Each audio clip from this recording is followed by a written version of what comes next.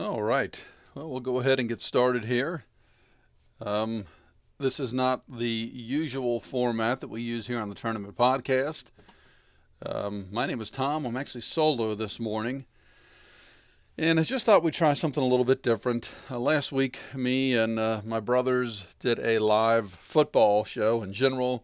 We did about 30 minutes of college football and about 30 minutes of pro. Let's go ahead and switch here. And I enjoy football, both the pro, well, more college football than pro, I have to say.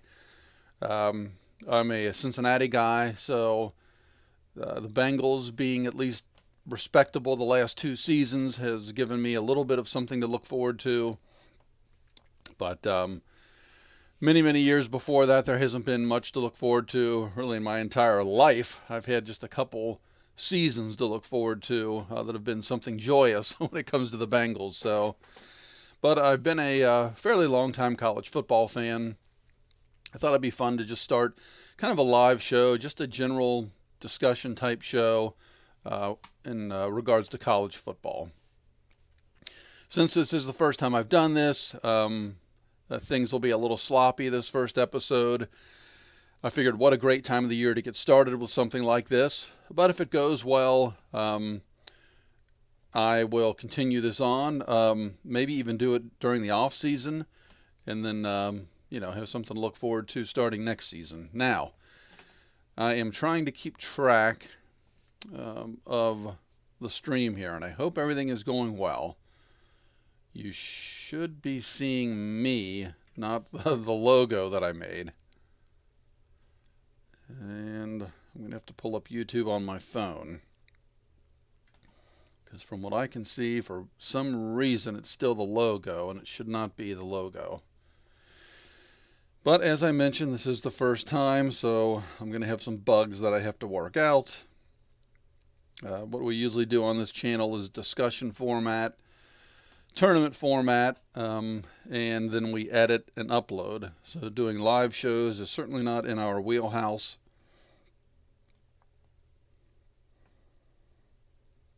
Let's see here. Okay, and I'm looking okay.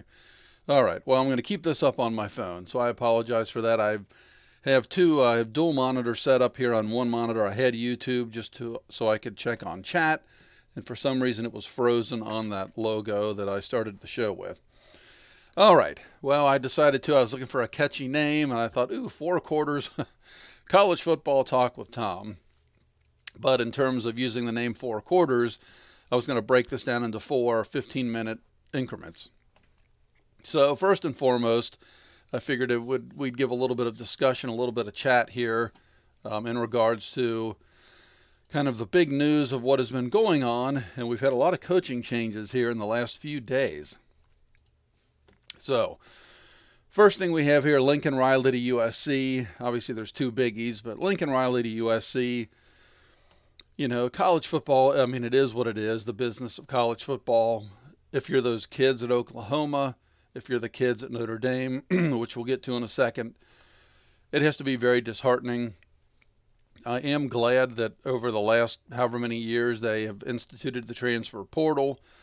I never liked that stuff where the coach could just up and leave. You know, they have a 10-year contract. It doesn't matter. They leave after the first year, it can go somewhere else. But the kids were locked in, or they'd get penalized if they left. But without going down that road and making that a whole topic, I think USC hit a home run. I know they hit a home run with Lincoln Riley. The recruits that the guy's already been able to get or to yank away from Oklahoma, you knew was coming. I can only imagine I don't want this to sound terrible, but with the West Coast competition, or lack thereof, that Lincoln Riley and USC will probably be, and let's be honest here, you know as well as I do that this tournament committee, and whether it's 4 or when it moves to 12, they want USC. They want Ohio State. They want Alabama. They want the big brands. They want money. So I would see Lincoln, and not that they won't earn it, but I'm just saying maybe if it's a 50-50 proposition, they'll get the nudge in the way of the tournament. So I can see Lincoln Riley with that team in the tournament. I think we have 4 next year, and then the year after it goes to 12, if I'm not mistaken. Certainly the inaugural year of 12, I can see USC in there, which probably isn't a stretch if they're going to allow 12 teams in, which again I think is too much, but I won't get into that either. We have Brian Kelly, USC, Brian Kelly to LSU from Notre Dame. Same thing, you feel for those kids. To Notre Dame's benefit, they hit a home run, I think, with the head coach. I already had in my mind that somebody was going to take Luke Fickell from UC, which, as I mentioned, is my team. And if they did that, that's exactly who I wanted to come over to be the new head coach of UC. So let's see here. I wonder if there's any sort of information on Marcus's contract. I don't want to spend a whole lot of time digging around here and not sticking on topic, but I don't see anything that jumps out immediately. But Marcus Freeman, heck of a hire. As I mentioned, I already had the plan worked out in my head for what it's worth, that whoever came and took Luke Fickell, that I was hoping UC would then reach out to Marcus Freeman, thinking he was still going to be the D coordinator before all these dominoes fell with Notre Dame still, and make him the UC head coach. But they got a great head coach at Notre Dame now as well. So obviously he's not going to be to Brian Kelly's level yet, but he certainly can be that one day. I mean, I think he has the tools to work with. He's got the personality. Everybody loves him. He's smart as all get out. So congrats to Marcus Freeman. But Brian Kelly, LSU, again, we had Brian Kelly here at Cincinnati. Then he went to Notre Dame. He's just one of those rarefied coaches that he's going to win wherever he goes. He's that good. So LSU again, and I like Coach O. That really was a shame that he couldn't keep it up. I don't know what kind of head coach Ed Orgeron is. I don't think he's quite up to par, and that hurts me to say because he seems like such a good guy, minus maybe some of his off-the-field antics. But in terms of the kids and taking care of the kids and being there for them, being like a father figure, he really seems to be that, and he cares about them. So hopefully he gets a job somewhere at a little school. I think that would fit him a lot better than one of the big boys. But LSU, they'll be right back in the mix, in the next year or two with Brian Kelly, let's be honest. And so really sticking with coaches in our first quarter here, if you will, that really only leaves Oklahoma with an opening. Assuming Bob Stoops is not going to be a somewhat long-term solution. I don't know. I mean, really, Oklahoma is either going to have to take a risk on kind of like Notre Dame did with a new coach, maybe go to one of the big boy schools, as I call them, and yank out, an O coordinator that seems to fit a little bit more with their style versus somebody that would be a D coordinator. Other than that, I would say, maybe go the pro route. I always forget his name. Again, being a Bengals guy, a Cincinnati guy, Joe Burrow's offensive coordinator at Joe Brady. Joe Brady, I don't know if Oklahoma could throw enough money his way to pull him away from the Panthers, but that would be an absolute gem of a get if they could do that. And I'm sure there's people I'm missing or I'm not thinking of that could be a viable head coach for Oklahoma. But I would think Oklahoma wants to stay there with Alabama, Georgia, USC now, LSU, and they want a surefire home run of a head coach. Obviously, I can go right here at home and talk about Luke Fickell. I think Luke's a hell of a coach, and he's done a great job at UC. I'm so thankful that we have him.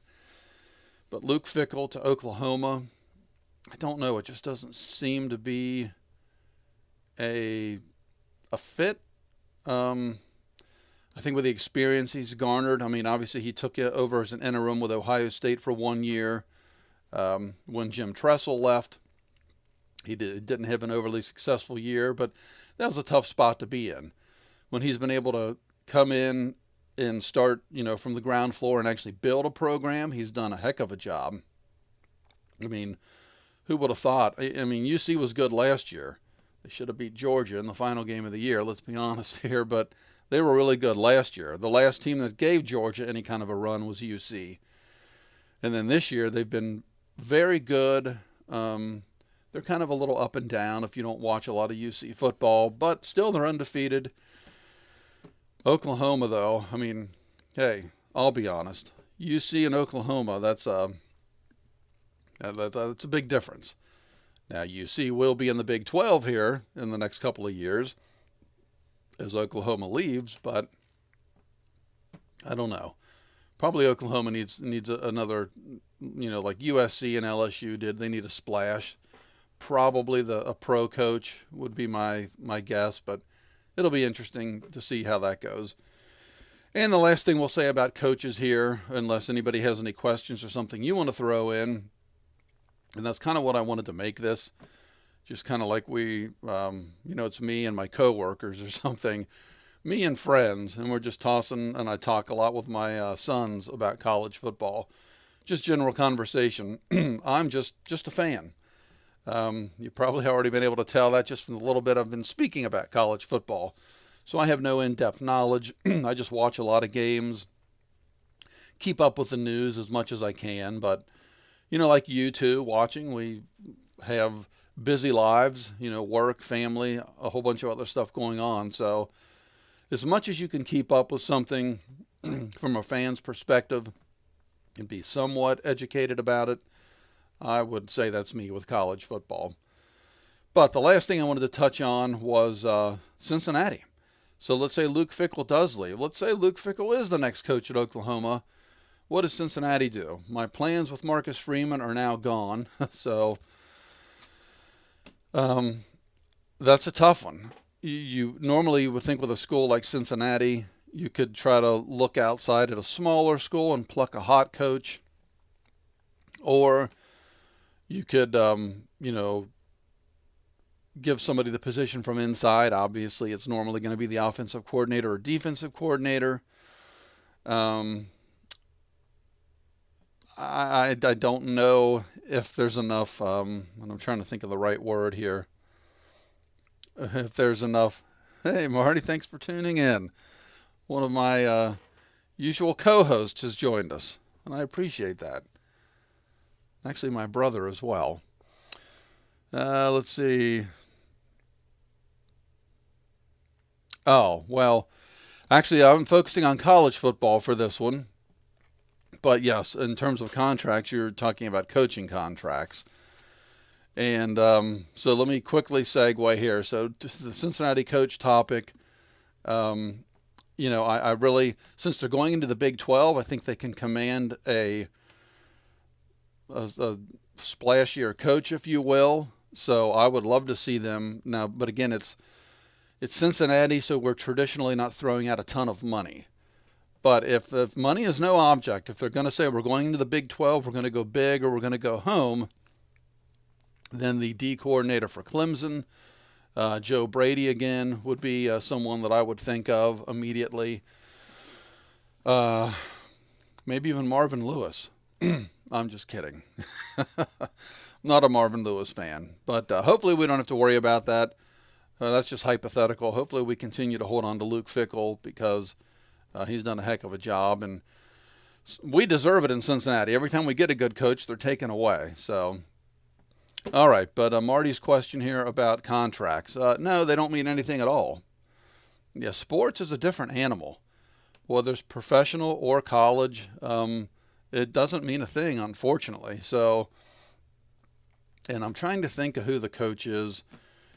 And I don't know what it is, but they said that now because of the demand and the money, especially in college football, and I watch, as I mentioned, being a fan, a lot of the different shows, and I watch Colin Cowherd, and he has Joel Klatt on there all the time. And Joel mentioned something earlier this week on one of the episodes that one of these coaches, some college football coach, just got an extension.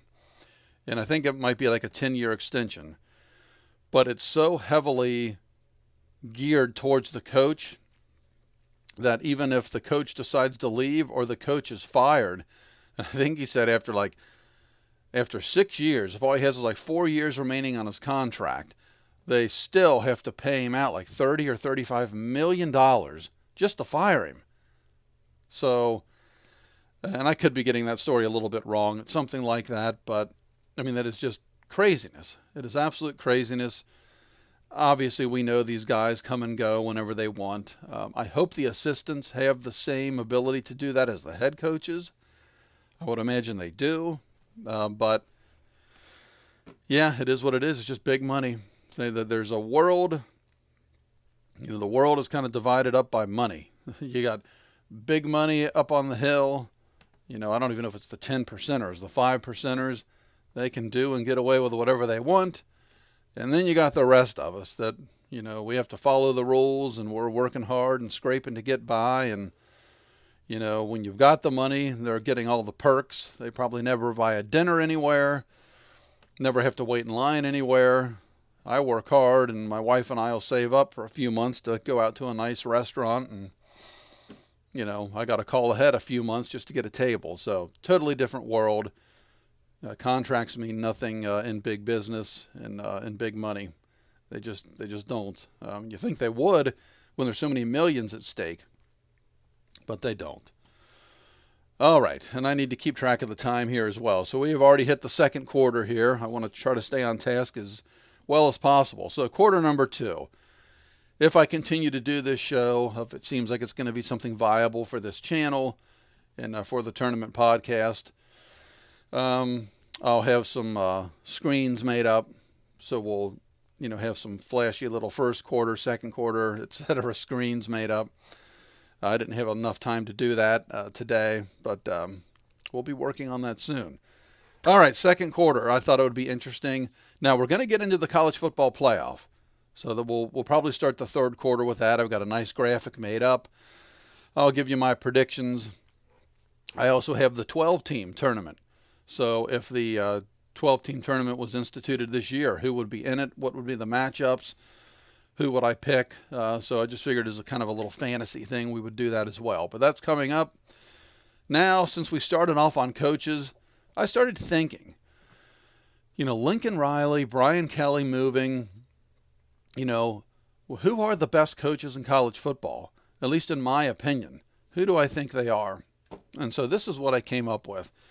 And I'll tell you what, let's see if I can pull this up.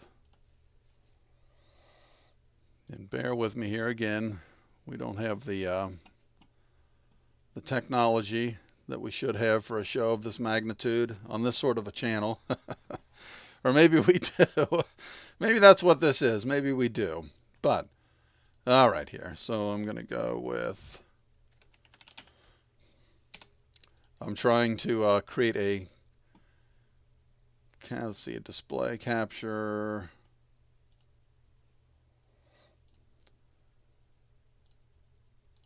Aha, there we go. All right. So hopefully you get to see, there we are. So you get to see it. It's not overly attractive, but this is kind of what we have here. It's this right here. This is what I came up with. So this is my opinion, and I apologize for this being ugly. But in terms of the best coaches in college football, I don't think anybody would argue that Nick Saban is not the man right now. 80% winning percentage here. I mean, what a record. Just what a coach. What has he done at Alabama? Has he lost 5 games since he's been at Alabama? It's crazy how good he is. In my opinion, number 2, Dabo Swinney. Everybody calls him Sweeney, but I'm pretty sure it's Swinney. Dabo Swinney. Clemson wins 81%. Obviously, very impressive anytime you're 80 plus, not in the conference that Nick Saban is in, but still, a hell of a winning percentage, great coach. These 2 guys I could never see going anywhere. Number 3, in my opinion, is Jimbo Fisher. I've always thought the world of Jimbo since Florida State. I mean, what a job he did there. He's gone on to Texas A&M. He's doing a whale of a job there. Alabama's only loss this season was Jimbo Fisher in Texas A&M. So, to me, Jimbo is number 3. Number 4, Ryan Day. I'm not an Ohio State fan. I am a UC Bearcat fan. My thing has always been, you get tired, you live in Cincinnati, and you have more Ohio State fans down here than Cincinnati fans. It's all about winning. I've stayed loyal to the Bearcats. But with that being said, you can't, and I know Ryan Day took over for Urban Meyer and got, left a heck of a roster and a recruiting class coming in, etc.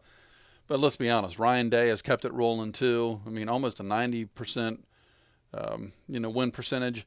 And I can say, again, not the SEC, but let's be honest, there is no SEC. There is the SEC. There's nothing comparable. And then there's a huge drop-off, to which I'm assuming the Big Ten is next.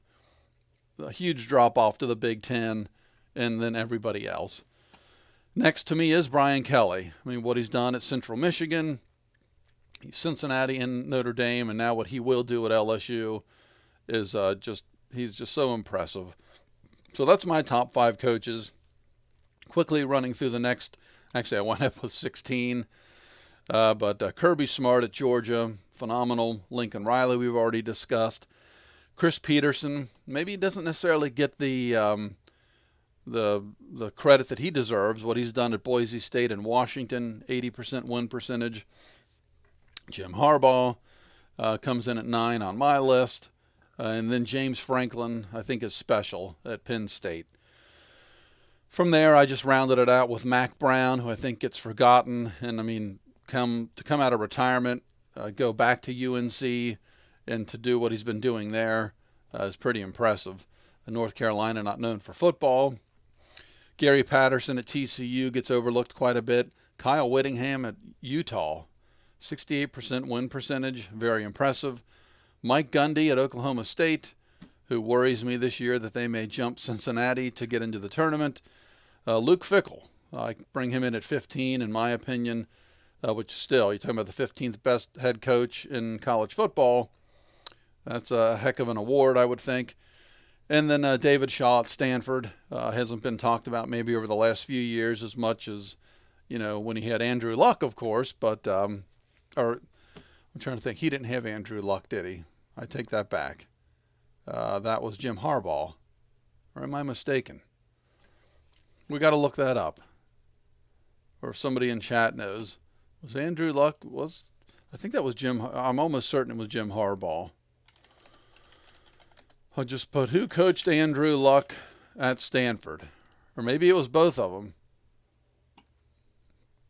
Okay, yeah, it was Jim Harbaugh.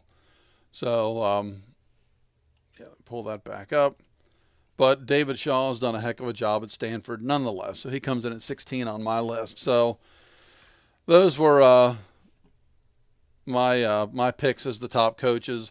And really, in looking at that and the maneuvering that we've had already, I don't know who you could pluck. I mean, you're not going to pull Kirby Smart from Georgia. You're not going to get Nick or Dabo to leave. I mean, Jimbo, I think he seems pretty entrenched at Texas A&M, and of course, Ohio State's not going to let Ryan Day go. So none of the big boys are going. Jim Harbaugh is a Michigan man. He's not going anywhere. I mean, maybe Chris Peterson, could be just going back to Oklahoma, could be a hire. Let me pull up the main cam here. Gary Patterson, he's been with TCU so long. Mac Brown's not going anywhere. So I don't know, but it'll be interesting to see. I mean, that's for sure. That's the one thing about college football, whether it's in season or off season, there's always interesting things going on with recruiting, coaches, etc. So we'll see what goes on with that. I don't know if it's time to start the third quarter. We don't have to stay exactly on 15-minute increments here, but you know what? Let's go ahead and start the third quarter. Let's get into something fun here, and let's take a look at, and I'll be jumping back and forth here, but let's go back to our graphic, and I will scroll down here. And here's the little tournament I created. So this is the 12. I said we'd start with the 4. Let's go ahead and just do the hypothetical 12, because I think once we do this, you'll get an idea who I think is going to win the 4.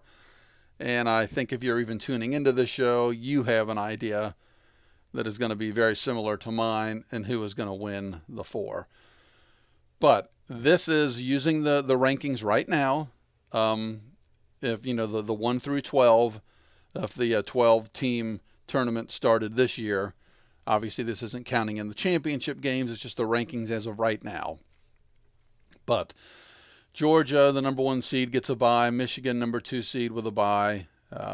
Alabama, number 3, gets a bye, and UC with number 4 would get a bye, which would be tremendous for me and Cincinnati fans. So starting up here, you'd have Ole Miss and BYU.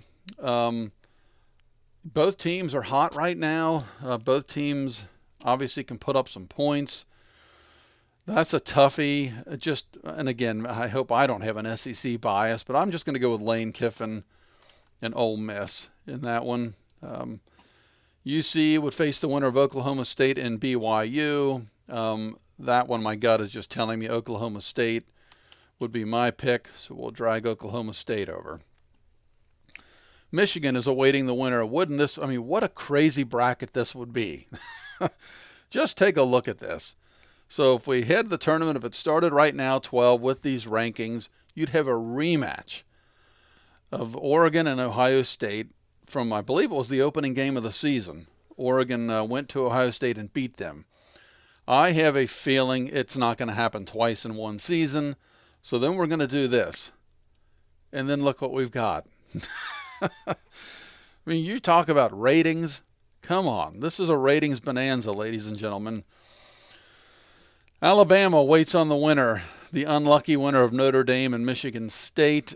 I have a feeling that, and I'm kind of taking this scenario as Brian Kelly is gone. We've got Marcus Freeman, and the kids are pumped up to kind of stick it to Brian Kelly. So I'd go with Notre Dame here. All right, so then look what you've got here. You got a nice SEC matchup. I'm not going to spoil it by saying nobody's beating Georgia, but we're going to move on. Georgia, Cincinnati and Oklahoma State. And again, I don't do this to be funny. I really do this as a fan and to be impartial. If I'm going to have a show, I'm not just going to, because I'm a UC fan, move on UC. And I would love to see UC Georgia match up again.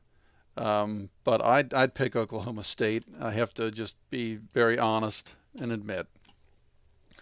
Michigan, Ohio State, the same thing here for Ohio State, ironically. I don't see it happening twice in 1 year.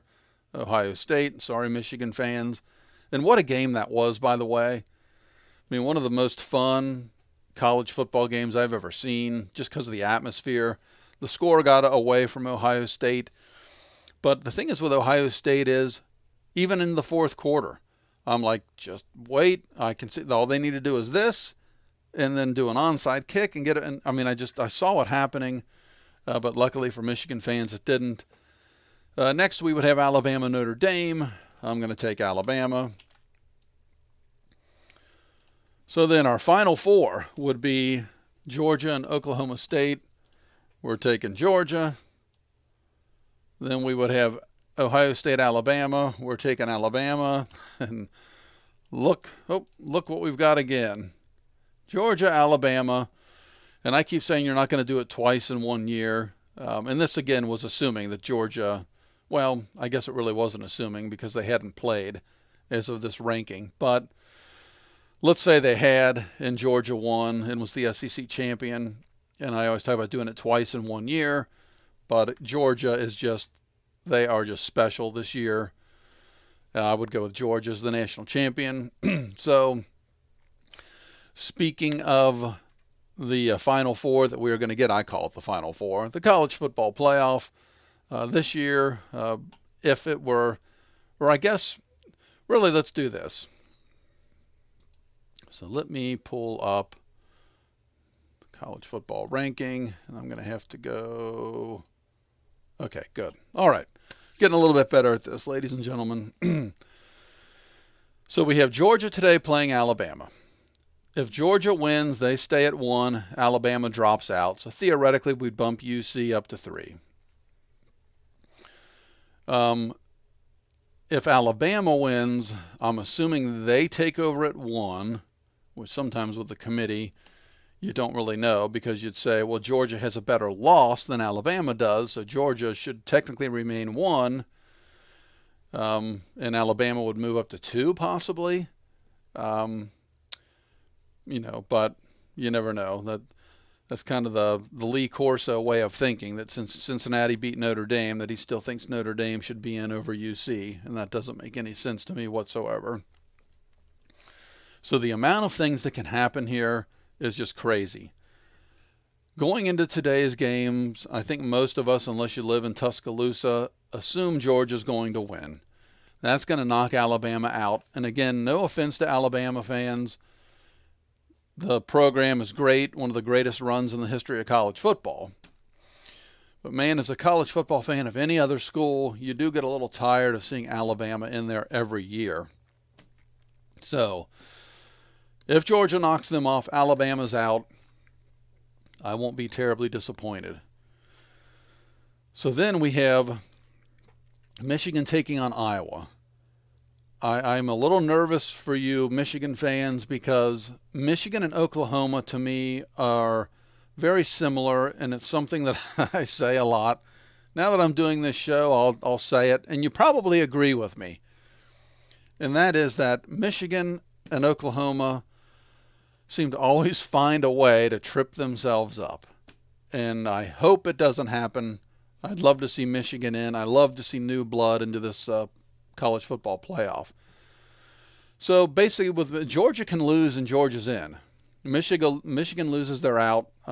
Obviously, if they lose to number 13 Iowa with 2 losses, then the Big Ten doesn't get a team, unless absolute total chaos happens. So Michigan hopefully wins. They're in for Michigan fans. Cincinnati plays Houston. As of this ranking, Houston was 21. So, I mean, again, it's a top 25 win. I think if UC wins, they should be in. And I say should because this Oklahoma State team is the wild card, because they get to play number 9 Baylor after they just beat Oklahoma, who I think Oklahoma was top 10 when Oklahoma State beat them. So back-to-back wins in the Big 12 against top 10 teams, and then to be the Big 12 champion on top of it, that really worries me for UC's sake. Because especially if Alabama wins and Michigan wins, then that means this top 3 is locked in. So you've got 1 slot left. Are you going to err on the side of the undefeated Cincinnati, who's been in the top 6 pretty much all year from when they started the college football playoff rankings? Or are you going to take the 2 back-to-back weeks of top 10 wins for Oklahoma State and jettison them, even with 1 loss, over UC? And that does concern me. That would be heartbreaking for Cincinnati fans to watch that show and then to see UC on the final one, just like in year 1 with TCU. On the final episode, if you will, they get bumped out. It would be terrible. And if UC does get bumped out, they probably drop to 5. And then you have 5-6 UC Notre Dame. So is that a bowl where we're going to have a rematch with number 5 UC against number 6 Notre Dame, Marcus Freeman against his old team? That would be interesting. But anyway, that's what worries me for UC. I think if 2 things happen, as long as Georgia wins, which I anticipate that they will, UC, and of course this all is contingent on UC beating Houston, which is no cakewalk. Houston has a hell of a defensive line. Desmond Ridder better be ready to use his feet today. They've got a good secondary in Houston. Desmond Ridder can throw an interception here and there in key situations. So, but UC obviously is very good on both sides of the ball as well. All 3 phases, if you will, as Houston is too. I think UC is the better team. I think they have the better players. But there's certainly not a wide margin. It's not like UC playing Ohio State or Alabama. But UC should win. It's at Nippert. But if they lose, obviously they're out. So if UC wins and at least Georgia wins, I think UC's in. If Alabama happens to beat Georgia, but Iowa then can beat Michigan, I think UC is in. So that's really, we need Iowa to win. We being Cincinnati fans, you need Iowa or Georgia to win, or both, which both would be interesting too. And in a way, I almost, well, yeah, it's hard. I want to see Michigan in. Again, I take it from a fan base perspective, being a Cincinnati guy in pro and college sports. I think Michigan, you fans deserve to finally see, Michigan get a shot. You've been there. You've been right there. And like I said, Michigan has found a way to stumble. But a playoff, if it could work out with Georgia, Michigan, Cincinnati, and Oklahoma State. I mean, look at all that new blood in there. I mean, how interesting. And I will touch on this. There's a lot of people online, they're like, oh, well, the tournament just needs to basically be Georgia, Alabama, Ohio State, and Notre Dame. That's what it needs to be. You can't have UC in there. Nobody's going to want to watch it. You can't have Oak State in there. Nobody wants to see that. You couldn't have, BYU can't be in there because nobody wants to see that. Well, yeah, they do want to see that. And people that say that are crazy. That's why college basketball is so exciting. That's why people love the NCAA tournament. It's the Cinderella story. we never get the Cinderella story here in this college football playoff because it's always the four big schools, the big revenue generating schools seem to get that nudge to get into the tournament. I mean, Cincinnati, Georgia last year was a hell of a game. Cincinnati blew it. I mean, they literally just blew it more than Georgia won it. Georgia did have injuries going into that game, but I think UC had a couple key injuries too. And they still were able to compete and nearly beat Georgia on a neutral site. Cincinnati is no slouch. Obviously, the Notre Dame win this year at South Bend proves that. But, seeing UC Georgia, I think the ratings would be great. People would love to see if the little underdog could beat this big, massive powerhouse.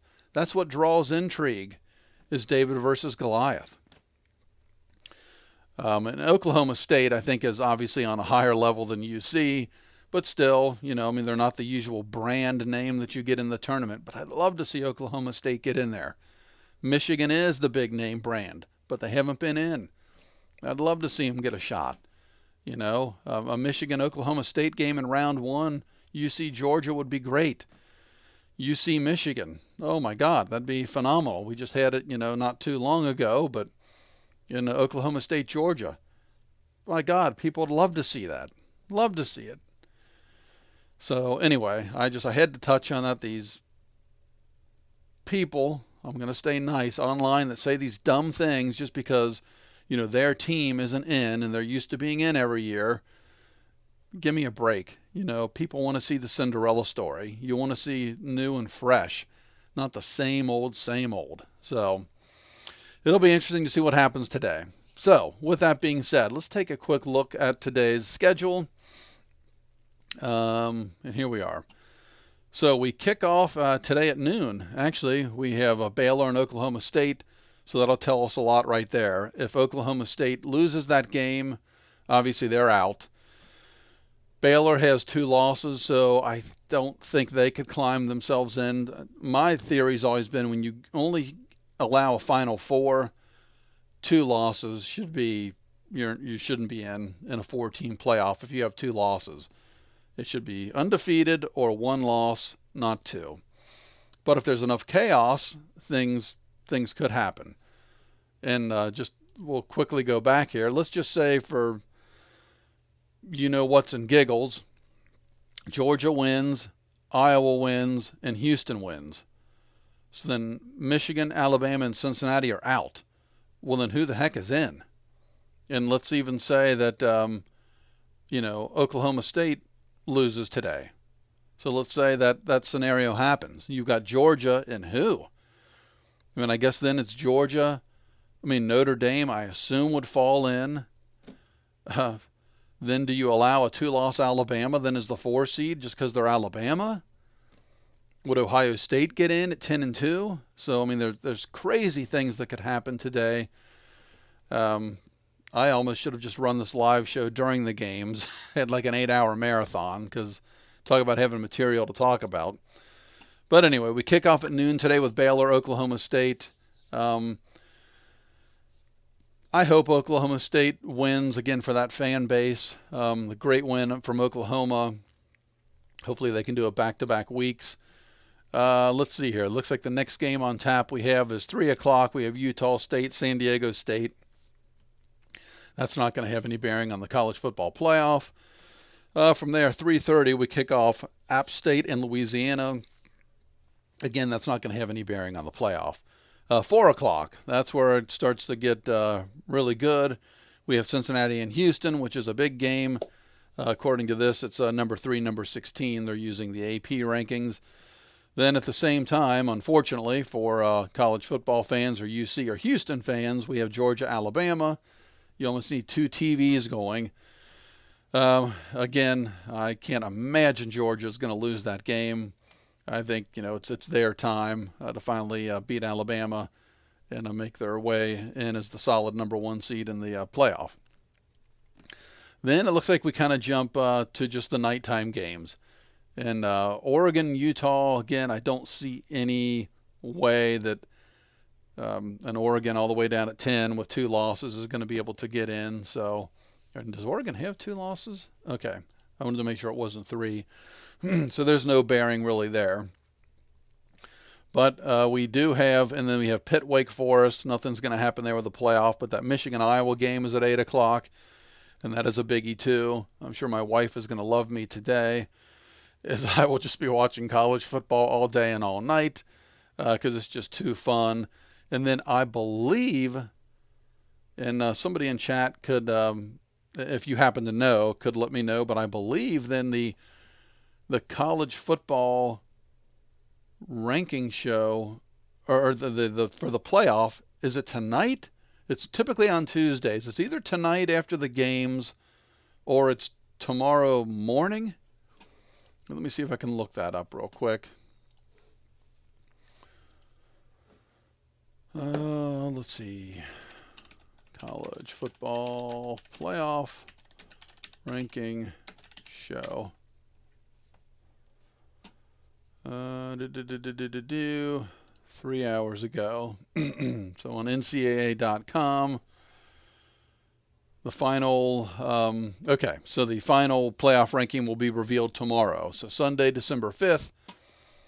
And that'll be noon. So noon on ESPN tomorrow. Great time, before the 1 o'clock NFL games start.